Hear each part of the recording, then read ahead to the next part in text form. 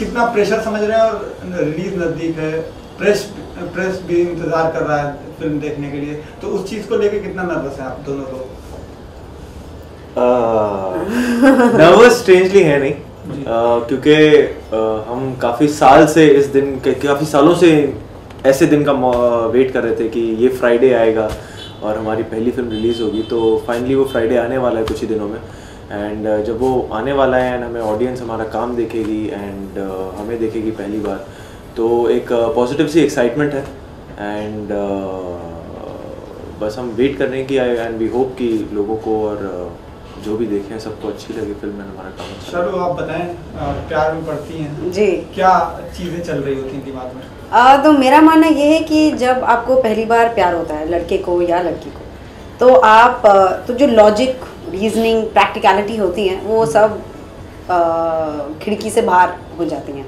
तब आप ये नहीं सोचते हैं कि लड़का क्या करता है, कितना पढ़ा लिखा है, उसका बैकग्राउंड क्या है, फैमिली क्या करती है, बड़े होके कितना पैसा कमाएगा या फिर कितना लंबा है, तो ये सब आप कुछ नहीं सोचते हैं। वो प्यार जब होता है तो पता नहीं क्यों हो जाता है। तो शालू दीपक को जब पहली बार मिलते हैं, एक दूसरे को देखते हैं, जो चीज़ें एक दूसरे की उनको पसंद आती हैं, फिर वो और मैग्नीफाई होती जाती हैं, मतलब वो प्यार और गहरा होता जाता है। तो शालू के लिए वो क्या करता है क्या नहीं करता है ये सब मान्य ही नहीं रखता है, क्योंकि वो इतना प्यार करती है दीपक से और दीपक शालू से कि दुनिया चाहे जो भी कहते, क्योंकि उनको पता है वो गलत नहीं है, और अगर आप गलत नहीं हैं तो डर किस बात का। तो बस ये उनका एक मतलब अनसेड वादा होता है कि चाहे जो भी हो जाए कि हम एक दूसरे के साथ रहेंगे और एक दूसरे को सपोर्ट करेंगे, जो कि किसी भी लव स्टोरी में, चाहे वो रियलिटी हो या फिल्म हो, बहुत ज़रूरी है। एज अ डोम का किरदार, तुम जो मेंटल सेटअप होता है कि आप किसी को जलाते हैं, जिंदगी देख चुके हैं, मोक्ष में लोग जाते हैं, उनको वो अंतिम वो दिया जाता है क्रिया, तो कैसे प्यार उसके अंदर वो चीज़ आ जाती है? प्यार तो एक अलग चीज़ है, कैसे उस लड़के के अंदर प्यार जागता है और क्या? प्यार, देखिए प्यार अलग चीज़ तो है, बट आई थिंक सबसे खूबसूरत चीज़ भी है, सबसे प्योर चीज़ भी है। एंड प्यार ऐसी चीज़ है जो शायद कोई जाति या आप कितने अमीर हैं, गरीब हैं, कहाँ को बिलोंग करते हैं, आप इंसान हैं तो आपको प्यार हो सकता है। वो इतनी यूनिवर्सल और इतनी प्लेन और ट्रू चीज़ है। तो आई थिंक वो प्यार की तो जगह हर जगह है इस दुनिया में। सो वो लड़का डोम परिवार को बिलोंग करता है, चिताएं जलाता है, वो सब ठीक है, पर प्यार होना था तो हो गया बस। मैंने क्या कि दिल होगा तो प्यार तो हो ही जाएगा। तो वो फिर कहाँ से आप हैं कहाँ से नहीं, वो फर्क नहीं पड़ता। जब फिल्म को काफ़ी अप्रिशिएट किया गया, बाहर भी, इंडिया में भी लोग क्रिटिक्स जो है काफ़ी, तो क्या समझ रही है किस तरह की ये फिल्म होगी, कितनी अलग होगी ये फिल्म और क्या मैसेज देगी ये फिल्म लोगों को? मैसेज तो एज सच बहुत मतलब प्रीची फिल्म तो नहीं है ये जी। एक बहुत ऑनेस्ट फिल्म है, एक अलग दुनिया दिखाने की कोशिश है ये फिल्म। बनारस बेस्ड स्टोरी है एंड बनारस के कुछ जिंदगियां हैं जिनको दर्शाया गया है एंड उसके थ्रू कुछ चीज़ें हैं जो आज के दौर पे इस देश में जो एग्जिस्ट करती हैं। जैसे कि अब जैसे इंडिया इस समय एक बहुत ही it's on a brink of a change. इस समय वो बहुत प्रोग्रेसिव भी है। लाइक अभी इस समय आई डोंट थिंक कि जितने इंडियंस आईटी फर्म में काम करते हैं देश में, मतलब दुनिया में और कहीं काम करते होंगे, या जिस तरीके से इंडस्ट्रियल डेवलपमेंट हो रहा है या फाइनेंशियल डेवलपमेंट हो रहा है, तो वो सब होते हुए एंड स्मॉल टाउन्स में इस वक्त कैसे यूथ को एक्सपोजर पूरा है, फेसबुक है, ट्विटर है, इंटरनेट है, सब कुछ है, बट एक्सपोजर के चलते अब उनको जो एक फ्रीडम और एक एस्केप चाहिए उन कल्चरल बैरियर्स से और कुछ ट्रेडिशनल लॉज जो सोसाइटी में सेटअप हैं कई हज़ारों सालों से जो चेंज नहीं हुए, तो वो कैसे उनको पीछे खींच रहे हैं। तो ये बहुत इस तरीके के किरदार हैं और इस तरीके की स्टोरी है जो I think everyone would relate to and at the same time जिनको वो दुनिया नहीं पता तो एटलीस्ट उनको एक नई दुनिया देखने को मिलेगी कि अच्छा इंडिया में ऐसा भी कुछ है, you know. So I think ये ऐसी फिल्म है, ऐसी स्टोरी है, ऐसे किरदार हैं जो हर किसी का मन छुएगी एंड जो अंदर और स्टोरीज हैं जैसे लव स्टोरी है एंड रिचा की अपनी स्टोरी है, इमोशनल है, वो कहीं ना कहीं आई थिंक लोग किरदारों को, कहानियों को, कुछ मोमेंट्स को घर ज़रूर लेकर जाएंगे। आप क्या कहना चाहेंगे कि जो बस क्रिएट हो रहा है जी। पिक्चर का, लोग अप्रिशिएट करें तो जी। कितना मायने रखता है किसी भी एक फिल्म के लिए? माने तो बहुत रखता है, क्योंकि वो हो जाती है चीज़ कि कैन फिल्म फेस्टिवल की वजह से और जो क्रिटिक्स कहते हैं उसकी वजह से हमारी टारगेट ऑडियंस और बढ़ जाती है कि जितने लोग मूवी देखते हैं अब उनके कहने की वजह से और लोग शायद, चाहे वो एक इंसान और हो या फिर वो हज़ारों या लाखों और हों, तो क्योंकि जो छोटी फिल्में होती हैं उनका ऑब्वियसली बजट भी उतना लिमिटेड होता है, तो जो वर्ड ऑफ माउथ है वो बहुत ज़रूरी हो जाता है। तो और जो लोग अप्रिशिएट करते हैं, जिनका अच्छा टेस्ट है, तो आप क्योंकि उन्हें ट्रस्ट करते हैं, तो अगर उन्हें सिनेमा पसंद है, जैसे अनुपमा चोपड़ा हो गई या राजा सेन हो गया या बहुत सारे हमारे बेहतरीन क्रिटिक्स हैं, तो वो अगर अपना सपोर्ट देते हैं तो फिर ऑडियंस को लगता है चलिए देख के आते हैं, क्योंकि आइटम नंबर नहीं है, गाड़ियाँ नहीं उड़ रही हैं, लेकिन बनारस है, हिंदुस्तान है, सुंदरता है और कहानियाँ हैं। लेकिन कई बार ऐसा देखा गया कि फिल्म को क्रिटिक्स हो या अवार्ड भी कहीं मिल जाता है, जी। लेकिन इंडियन ऑडियंस जब जी। पिक्चर रिलीज होने पे आती है जी। और इंडियन ऑडियंस तक आती जी। है तो वो एक्सेप्ट नहीं करती, कई बार ऐसा हो चुका है। जी। तो इस चीज को लेके कितनी तैयारी है या किस तरह की फिल्म प्रेजेंटेशन कैसा होगा फिल्म का? वो तो एक्चुअली हमने बहुत प्यार से फिल्म बनाई है, जी। तो हम बहुत कॉन्फिडेंट हैं अपने प्रोजेक्ट को लेके। जो आपने जैसे एक्साइटमेंट भी पहले पूछा था, तो हमारा नर्वसनेस आई थिंक एक्टर्स का काम होता है फिल्म से पहले और फिल्म के दौरान। अब तो हो चुका है, हम मैच खेल चुके हैं, अब जो होगा वो तो आप लोगों के हाथ में है। तो हम लोग बस यही चाहते हैं कि हमारी जो एक्सपेक्टेशन है कि आप बस हमें सपोर्ट करें, दैट इज़ इट। अब आपको अच्छी लगे ना अच्छी लगे वो हम किसी को फोर्स नहीं कर सकते हैं, लेकिन ये है कि जाते आते जाते, और हमारी क्योंकि दोनों की पहले हम लोग डेब्यू कर रहे हैं इस फिल्म के साथ, तो हमें तो कोई, हम अगर कैब में बैठते हैं तो मैं तो उन ड्राइवर को भी गाना सुना के बोलती हूँ कि हमारी फिल्म रिलीज़ हो रही है, आप ज़रूर देखिएगा। अगर मैं पार्लर में अपने बाल बनाने जाती हूँ या फिर मैं कहीं चाय पीने जाती हूँ, तो मैं तो हर एक इंसान को यही दरखास्त कर रही हूँ कि आप हमारी पिक्चर देख लीजिए, क्योंकि एट दिस स्टेज हमारे लिए वो बहुत ज़रूरी है। क्योंकि हमारी फिल्म में ऐसे दिग्गज एक्टर्स हैं, संजय मिश्रा, पंकज त्रिपाठी, ऋचा चड्ढा, जिनके लिए ये फ्राइडेज़, उन्होंने कई फ्राइडेज़ देखे हैं ऐसे जब उनकी फिल्में आ चुकी हैं। लेकिन विक्की मेरे लिए, नीरज हमारे डायरेक्टर हैं, वरुण ग्रोवर के लिए, हम लोग के लिए ये फिल्म बहुत बहुत ज़रूरी है, बहुत दिल के करीब तो सबके है। तो हमारी बस यही आशा है और प्रार्थना है कि जितने लोग देख सकें उतने लोग देखें। एक अहम बात है कि आप एक डोम का किरदार निभा रहे हैं, तो कितना साइकोलॉजिकल एफर्ट लगाना पड़ा इसको किरदार, क्योंकि बहुत चैलेंजिंग किरदार रहा होगा जी। तो क्योंकि आप बाहर के रहने वाले हैं और आप वहाँ जाके वहाँ की पृष्ठभूमि को देखना, तो क्या क्या बातें चली दिमाग में?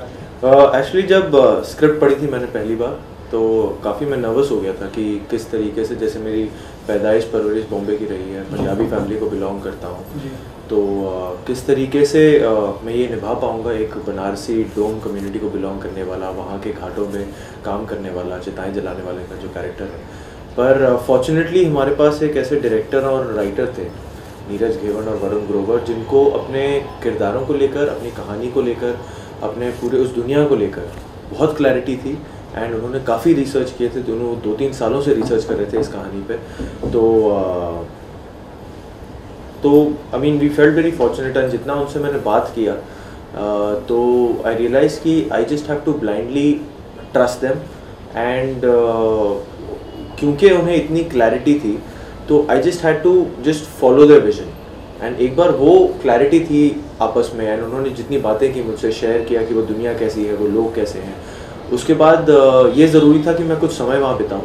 एंड वहाँ पे काफ़ी दिन मैं वहाँ रहा था बनारस में, उन घाटों पे, एंड उन लोगों के बीच रहा था, उनसे बातें की मैंने, उनका हाव भाव। जैसे नीरज चाहते थे कि मैं काशी का डायलेक्ट भी पकड़ूँ इस फिल्म में, तो वो काशी का डायलेक्ट सीखना, वो डायलेक्ट पकड़ना, तो उस तरीके की तैयारी रही थी कि वहाँ उनके साथ घुलने मिलने के बाद वो अपनाना, वो कल्चर अपनाना। बिकॉज नीरज इस फिल्म में ही वॉज वेरी पर्टिकुलर कि वो कल्चरल नुआंसेस बिल्कुल आने चाहिए, करेक्ट। बिकॉज ये काफ़ी इसका अप्रोच इस स्टोरी का बहुत रियल है हमारी फिल्म में, तो वो जब तक नहीं आएगा तो कैरेक्टर को बिलीव नहीं करेंगे लोग। तो उसके लिए फिर वहाँ समय बिताना काफ़ी ज़रूरी हो गया। और नीरज ने ये कहा था कि विकी दीपक में इतना घुल गए थे कि अगर नीरज को बाद में डाउट होता था कुछ भी कैरेक्टर के बारे में, तो वो विकी से पूछते थे। तो मतलब जो प्रोसेस वैसे स्टार्ट हुआ था, तो इतना ढल गया था ये अपने कैरेक्टर में कि फिर डायरेक्टर इनसे डिस्कस करते थे। अरे फैंटम को कितना बड़ा मानती है कि फैंटम ने इस फिल्म को अपना नाम दिया है, कितना इम्पोर्टेंट है वो नाम इस फिल्म के लिए? और फैंटम इस फिल्म नहीं, हर फिल्म के लिए, एक एक्टर के लिए एक ड्रीम प्रोडक्शन हाउस है, क्योंकि जिस एक क्वालिटी और एक जो बैलेंस होता है कमर्शियल का, और जब आप इंडी कर लें या आर्ट हाउस कर लें, तो वो बहुत ज़रूरी होता है। फैंटम ऐसा एक प्रोडक्शन हाउस है जो आपको दोनों देता है, आपको क्वालिटी भी देता है और आपको अपने पैसे का पूरा वसूली भी देता है। तो आई थिंक हमारे लिए it's a dream come true कि हमारी जो डेब्यू हो रही है उससे उस फिल्म को फैंटम का सपोर्ट है। फैंटम आई थिंक अपने नाम पे बिल्कुल खरा है, जो फैंटम नाम रखा गया ना कि सेवियर एंड सुपर हीरो, बिल्कुल वही है फैंटम, और कुछ नहीं है, ये सेवियर है। जो नए टैलेंटेड लोग हैं जिनको कुछ दर्शाना है अपना नया टैलेंट एंड उनको कहीं स्कोप नहीं मिल रहा, तो उनको वो स्पेस दिया जाता है कि आके वो शोकेस करें अपना टैलेंट। एंड ऐसे ही नहीं, बट काफ़ी ग्रिलिंग भी होती है यहाँ पे स्क्रिप्टों को लेके, but at the same time कि they have the courage to bring such topics out to the audience.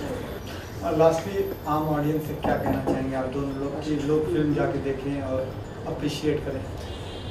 Audience से तो यही दरख्वास्त रहेगी हमारी कि आए, वो 24 तारीख को हमारी फिल्म रिलीज़ हो रही है, प्लीज़ आके देखें। ऑनेस्टी से फिल्म बनाई है, एक हार्ट टचिंग फिल्म है, एंड जिन्होंने भी अभी तक देखी उन्होंने बहुत सराहा है, एंड क्रिटिकल अक्लेम मिला है। एंड तो आप आएँ, देखें, किरदारों को घर लेकर जाएं, कहानी को पसंद करें। और अगर आपको मूवी पसंद आए तो आप एक लाल गुब्बारा ज़रूर खरीद के उसे हवा में छोड़ दीजिएगा। चलिए, thank you. Thank you. Richa ji, काफ़ी लोग इंतज़ार कर रहे हैं मसान का इंडिया में। मुझे पता आप तो कर रहे हैं, आपने मुझे पहले ही बोल दिया था। ठीक है, मैं इंतज़ार कर रहा हूँ खास करके। कितनी बड़ी फिल्म है ये आपके लिए? देखिए, मैं हर फिल्म को बड़ा ही समझती हूँ और उसमें पूरी जान लगाती हूँ, चाहे वो कैमियो टाइप का रोल क्यों ना हो। पर मसान मेरे लिए बहुत स्पेशल फिल्म है, और एक ऐसी फिल्म है जिसे मैं अपनी शायद सबसे उम्दा फिल्म समझती हूँ। और क्योंकि वो फिल्म उम्दा है, मैं उसमें अपनी परफॉर्मेंस की बात नहीं कर रही, फिल्म बहुत बेहतरीन है, और यही वजह है कि उसको सब लोग सराह रहे हैं पूरी दुनिया में। और बहुत ही एक यूनिक स्क्रिप्ट है, और मुझे लगता है बहुत खुशकिस्मती से खासकर एक्ट्रेसेस को ऐसा रोल करने को मिलता है अपने करियर में। अब फिल्म की रिलीज भी नज़दीक है, तो मैं जानना चाहूँगा किस तरह का किरदार है और कितना साइकोलॉजिकल एफर्ट लगाना पड़ा इस किरदार को निभाने के लिए, क्योंकि हमेशा जो फैंटम फिल्म बनाता है वो रियलिस्टिक फिल्म बनाता है, तो उस पर क्या कहना चाहेंगे आप? जी, किरदार है छोटे शहर में एक लड़की का किरदार है, उसका नाम है देवी। उसके पिता पंडित है, वो घाट पे कर्म कांड वगैरह कराते हैं, और उसकी ज़िंदगी में एक हादसा होता है, थोड़ा सेक्स रिलेटेड है, आप ट्रेलर में भी देखते हैं, तो उसको ब्लैकमेल शुरू होता है, उस हादसे से उसका जीवन कैसे बदलता है, ये मेरे किरदार की कहानी है। और ज़्यादातर फिल्म पिता और बेटी के रिश्ते के बारे में है, और मतलब बहुत सारी और चीज़ें हैं।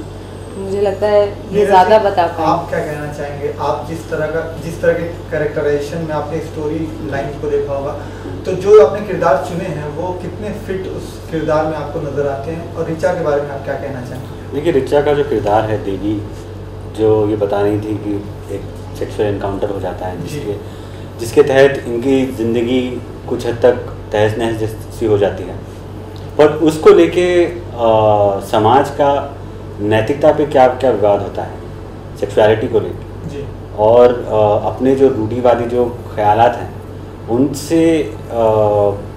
उनसे हावी होकर इस इंसिडेंट को देखना, इस चीज़ को कैसे देखते हैं, और देवी इस चीज़ को कैसे देखती है, उसका नज़रिया, क्योंकि ये यूथ और हमारे जो रूढ़िवादी ख्यालों वाले लोग हैं उनके बीच का जो ये अंतर है, उस अंतर की बात करती है। तो ये कैरेक्टर वही है जो एक तरह से बहुत स्ट्रॉन्ग भी है, वल्नरेबल भी है, कहीं कहीं समझ भी नहीं आती, क्योंकि हमारे आजकल की यूथ ऐसी है कि बहुत महत्वाकांक्षी भी हैं और चाहते भी हैं कि कुछ बढ़िया सा करें, लेकिन कंफ्यूज भी हो जाते हैं।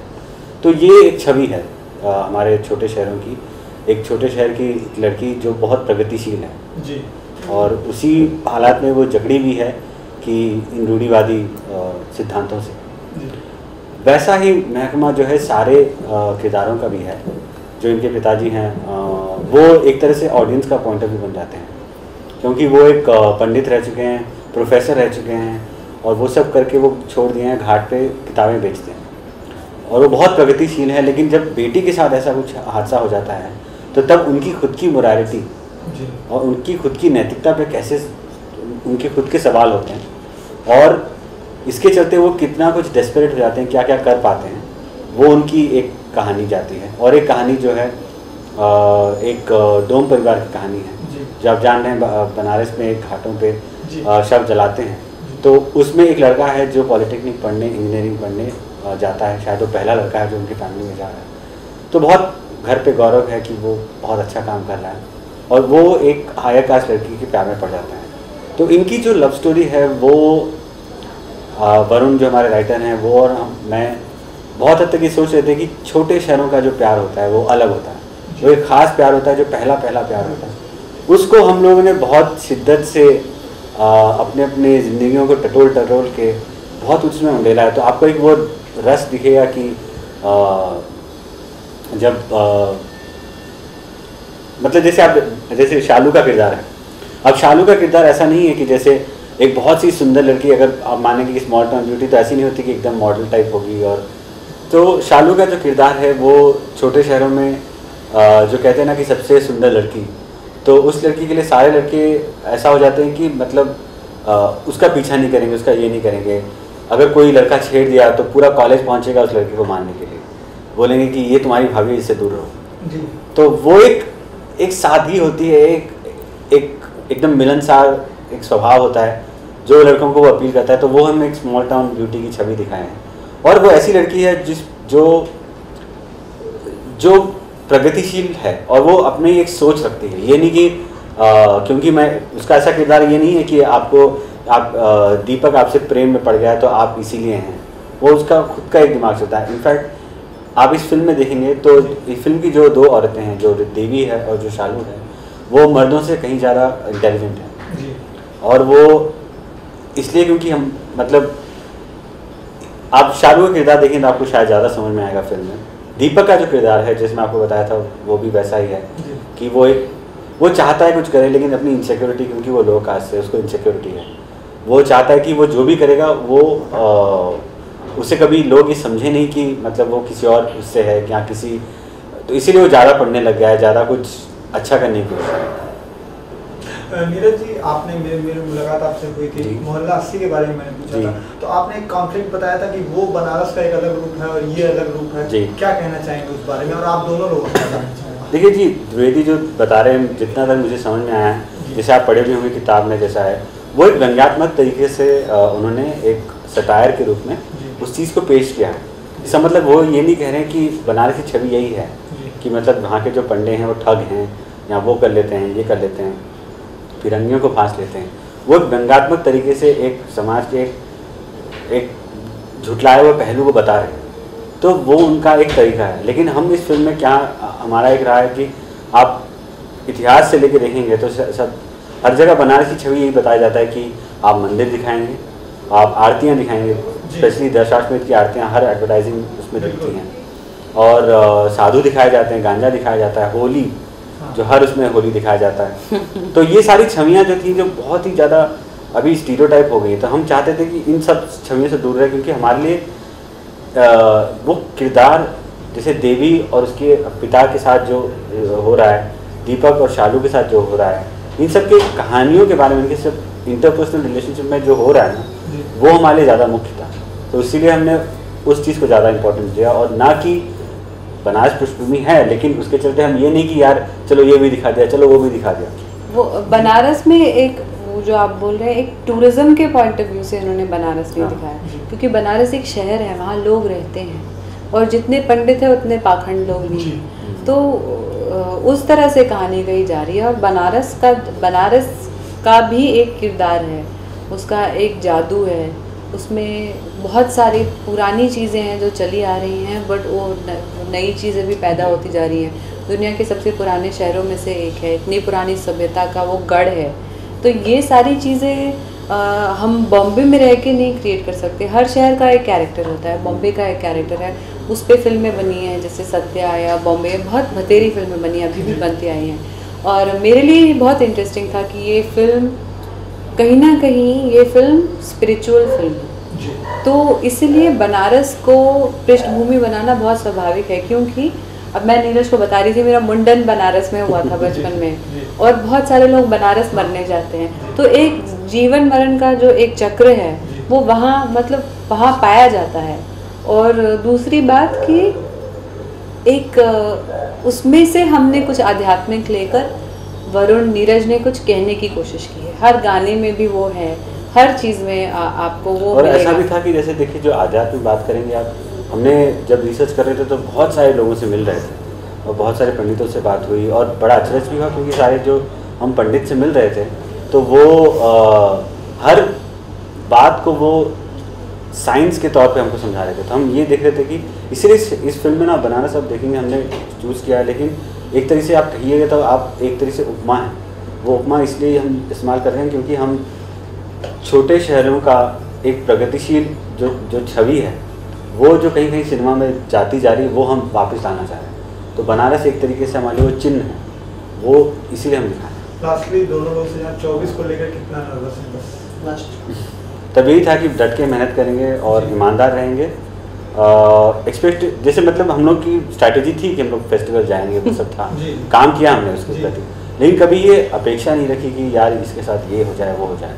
तो अभी भी ऐसा है कि देखिए अपेक्षा नहीं है, हमें पता है कि फिल्म लोगों को पसंद आएगी और जहाँ जाएगी वहाँ अच्छा करेगी, हम बस ये उम्मीद रखते हैं। नीरज सर बस एक पॉइंट जानना चाहूँगा कि अनुराग कश्यप सर से क्या ब्रीफिंग कुछ लिया आप लोग ने, क्योंकि आप लोग तो जानते हैं वो एक, क्योंकि देखिए एक तरह से वो हमारे मेंटर हैं, तो वो ऐसे मेंटर हैं जो हर वक्त छूट देते हैं, वो चाहते हैं कि मैं अपने से कुछ करूँ, क्योंकि वो जैसे इतनी बड़ी बात है कि मैं बॉम्बे वेलवेट में हाँ बोला था एडी के लिए, और उन्होंने फिर बाद में मेरा माथा चुन के बोला कि तुमने बहुत अच्छा किया कि तुम अपनी फिल्म कर रहे हो। तो ये एक उदाहरण है। आप अनुराग के साथ वो मेरे भी मेंटोर हैं, एक तरह से मेरा करियर उनकी वजह से है आज। तो अनुराग के साथ खास बात है कि मैं गैंग्स ऑफ वासेपुर के पहले दिन कुछ नोट्स बना के ले गई थी और उन्होंने सब नीरज को याद आ रहा है सबके सामने वो नोट्स पढ़ के मेरी बहुत खिल्ली उड़ाई और वो नोट्स उड़ा दिए हवा में, और उन्होंने कहा इतनी तैयारी मत करो, अपने मन से कुछ करो। और वो जो बोल रहे हैं एक फ्रीडम हमें दिया ना, उससे क्या है एक फ्रीडम के साथ जिम्मेदारी आती है।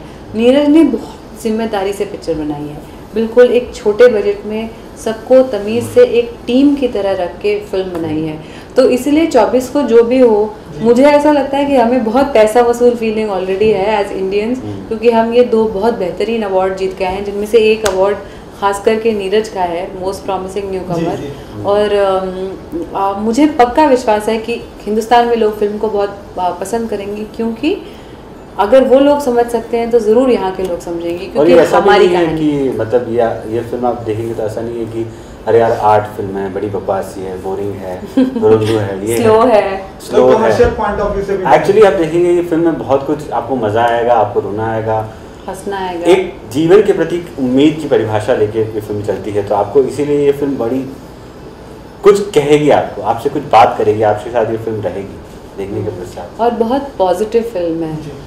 ये फिल्म करने की मेरी एक बड़ी वजह थी कि ये इतनी पॉजिटिव फिल्म है कि हम हर बार हम फिल्में ऐसे देखते हैं जिनमें एक नकारात्मक सोच होती है, जिसमें मन करता है कि ये क्यों हो रहा है, हम जिंदा ही क्यों हैं। पर ये फिल्म उससे एक स्टेप आगे जाती है और सबको कुछ अच्छा देती है, एक उम्मीद देती है। Thank you. Thank you.